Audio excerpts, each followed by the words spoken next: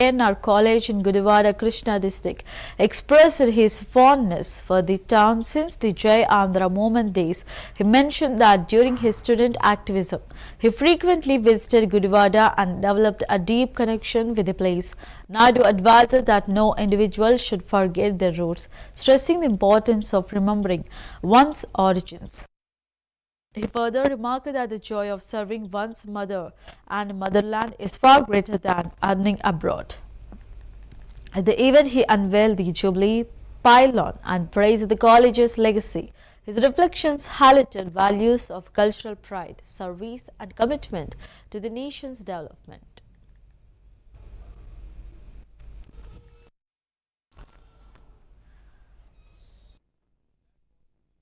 బ్రోవా ఏరా బ్రోకరా అతను ఏ బ్రోకర్ అన్నా కాదు సార్ బ్రో అంటే బ్రదర్ అన్నాడు నేర్చుకుంటారా అని చెప్పాను.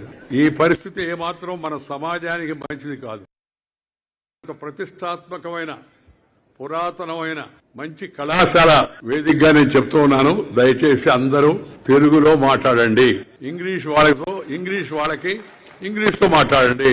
ఇంకా మీరు ఇతర భాషలో కూడా హిందీలో మాట్లాడండి వాళ్ళతో. కానీ మనం ఇంట్లో వీధిలో గుడిలో బడిలో అమ్మ ఒడిలో నుంచి వచ్చిన భాష అవుతుంది అమ్మ భాష ఆ తెలుగులో మాట్లాడాలి. ఈ రోజు అలాగే ఇందాక నేను చెప్పాను ఒక మాట, వేరే అనుకోవద్దని. మొదటి వ్యక్తి అందరి పేర్లు చెప్తాడు, చెప్పాలా తెలవాలి కదా ఎవరో ఏందో.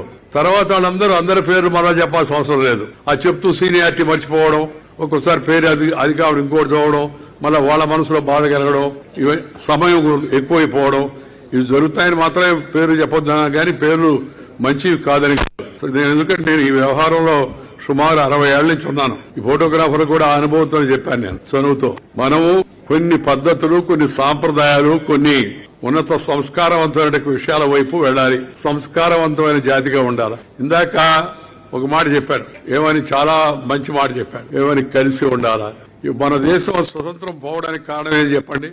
మన రాజులందరూ కలిసి ఉండకుండా ఒకటితో ఒకటి తొంగివేసుకోవడం వల్ల ఆ ఇంగ్లీష్ వాళ్ళు వచ్చి మనం దోచుకొని, మన మనసును కూడా దోచుకొని, మన ఆస్తులు దోచుకొని, మన వజ్రాలు దోసుకొని వెళ్ళిపోయారు. పోర్చుగీస్ అంతా గుడివాడ అంత ఉంటది.